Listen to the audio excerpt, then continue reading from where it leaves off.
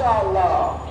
সম্মানিত উপস্থিতি, আমরা দেখেছি এই সরকার ক্ষমতায় এসে ফাঁসিবাদীদের মতো বিভিন্ন সিটি কর্পোরেশনে নির্বাচন না দিয়ে তারা তাদের দলীয় নেতাদেরকে ওখানে বসিয়েছে।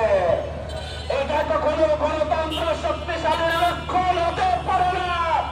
এই সরকারকে বলতে চাই, সিটি কর্পোরেশন নির্বাচন সহ স্থানীয় নির্বাচনগুলো অনতিবিলম্বে দিয়ে জনগণের দ্বারা নির্বাচিত প্রতিনিধি তারা ক্ষমতায় আসুক আমরা চাই।